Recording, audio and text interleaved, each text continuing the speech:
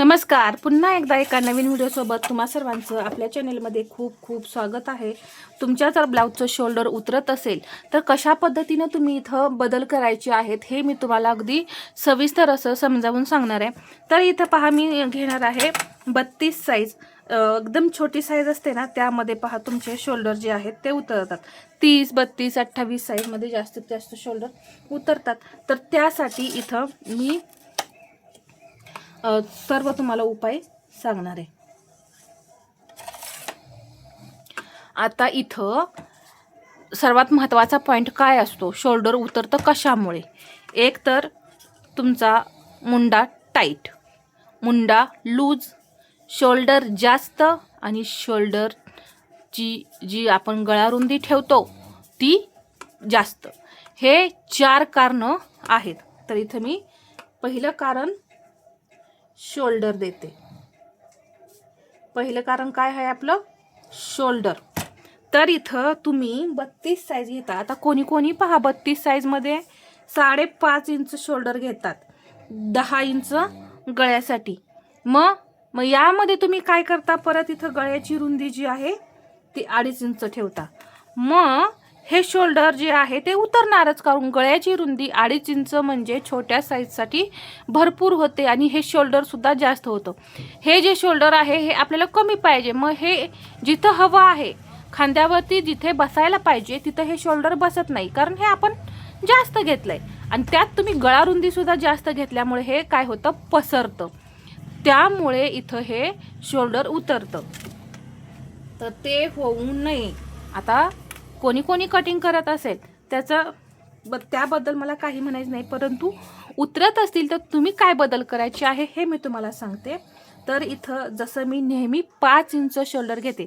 आता 5.5 इंचमधून जर मी अर्धा इंच शोल्डर कमी केलं तर किती राहतंय, 5. मग इथं मी असं 5 इंच घेतलं म्हणजे हे शोल्डर जे आहे आतमध्ये आलं. त्यामुळे बरोबर ते जिथं खांद्यावरती बसायला पाहिजे तिथं ते परफेक्ट बसणार. अजून म्हणजे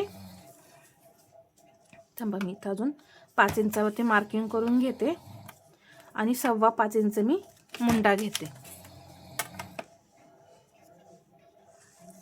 एक लाईन ओढून घेतली.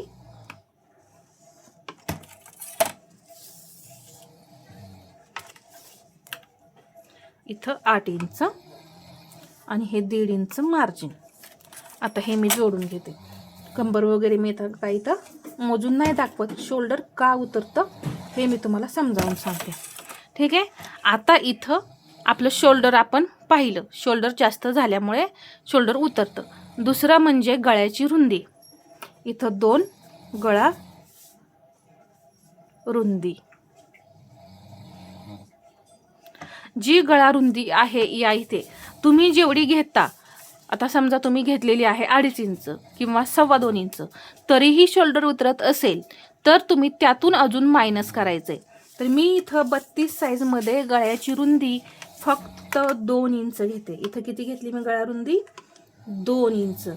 यामुळे काय होणार आहे, गळा तुमचा जरी डीप असला तरी इथून इथंपर्यंत येईल, जास्त त्याच्यापेक्षा जास्त नाही पसरणार आणि जिथं हवा आहे तिथं एकदम तो परफेक्ट बसणार आहे. तर मी इथं गळ्याची रुंदी 2 इंच घेतली. इथं तुम्हाला जेवढं हवं आहे तेवढा तुम्ही गळा ठेवायचा आहे. डीप नेकमध्ये पहा असे बदल करायलाच लागतात, तरच ब्लाऊज आपला परफेक्ट बसतो. जर ब्लाऊज चुकत असेल तर तुम्ही वेगवेगळे ज्या टिप्स आहेत त्या वापरत जा. त्यामुळे चुकत आपलं ब्लाऊज आपण त्या चुका दुरुस्त करतो. त्यामुळे आपलं ब्लाऊज परत परफेक्ट यायला लागतं. काय होतं, आपण चुका कशा दुरुस्त करायच्या हे शिकत जातो. त्यामुळे ते नंतर आपण नेक्स्ट ब्लाऊजमध्ये ती चूक परत करत नाही. आता इथे गळ्याची रुंदी, शोल्डर सांगितलं. आता तिसरा पॉइंट आहे आपला मुंडा. हा जो मुंडा आहे तो टाईट झाला किंवा लूज झाला, आता हे पाहायचं आहे. आता इथं आपला मुंडा घेऊन समजा, आता मी एक उदाहरणार्थ सांगते. मला हवा आहे 7 इंच मुंडा घेर. ठीक आहे. आता इथे तुमच्या समोरच मी तुम्हाला ड्रॉ करून दाखवते किती इंच मुंडा घेर भरतोय हे पाहायचंय. 1.1 इथून मी घेतलं.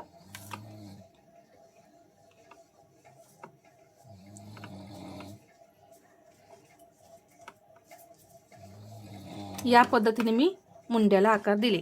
इथं मुंड्याचे आकार सुद्धा परफेक्ट यायला पाहिजेत. इथं मी अर्धा इंच शिलाई मार्जिन शोल्डर जोडण्यासाठी सोडून इथं पहा छातीचा जो भाग आहे 8 इंच इथंपर्यंत आपला हा मुंडा घेर असतो. हे अर्धा इंच मार्जिन सोडायचं, हे 1.5 इंच मार्जिन तिकडे सोडायचं, म्हणजे जिथे छातीचा चौथा भाग येतोय तिथंपर्यंत आपला हा मुंडा घेर असतो. आता हा किती भरतोय?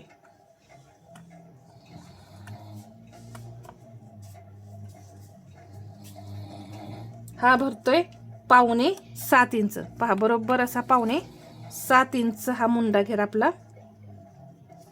पहा इथं बरोबर 5.25 इंच आला. मला हवाय 7, तर हा मुंडा 5.5 इंच, म्हणजे इकडे पुढच्या भागाला अर्धा आणि मागच्या भागाला अर्धा. 5.5 इंच म्हणजे अर्धा, टोटल अर्धा. पुढच्या भागाला 5 इंच आणि मागच्या भागाला 5 इंच असा हा मुंडा तुमचा टाईट होणार. मग तुम्ही इथं ही मुंड्याची उंची वाढवून घेऊन बरोबर 6.25 इंच करायचं आहे. आता इथं हा मुंडा टाईट झाला की काय होणार? हा जो भाग आहे तो काय होणार आहे? असा इकडे काखेकडे ओढला जाणार. हा जो राऊंड आहे हे शोल्डर जे आहे ते आपोआप काखेकडे खेचलं जातं, त्यामुळे शोल्डर उतरतं. तर त्यासाठी मुंडाचा घेर जो आहे तो आपल्याला बरोबर ठेवायचा आहे. मग मी इथं मुंड्याची उंची अशी वाढवून घेणार. परत इथं मी मुंडा ड्रॉ करून घेणार आहे आणि इथं मला जेवढा हवा आहे तेवढा मी मुंडा परत ड्रॉ करणार.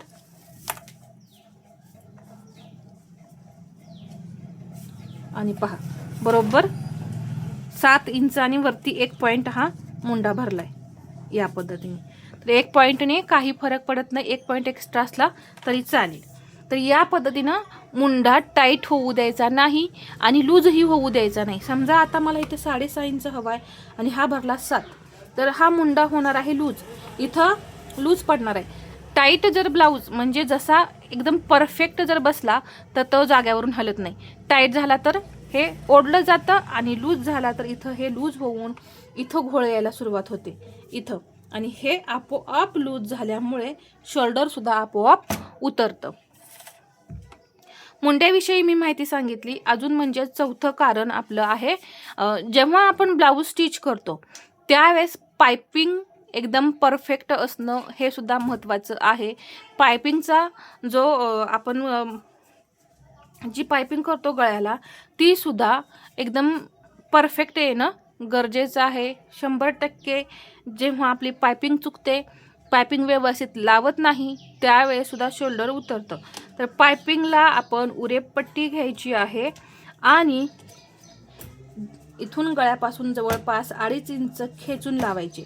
पाठीमागचा भाग सुद्धा 2.5 इंच आणि पुढचा भाग सुद्धा 2.5 इंच. एवढ्या भागामध्ये तुम्ही पायपिंग थोडी अशी ओढायची, जास्तही ओढायची नाही, थोडी ओढून लावायची. त्यामुळे हे जे शोल्डर आहे एकदम जाग्यावरती बसतं. तर याचा सुद्धा जो पायपिंगचा समावेश आहे तो सुद्धा महत्त्वाचा आहे. एकदम परफेक्ट करणं गरजेचं आहे.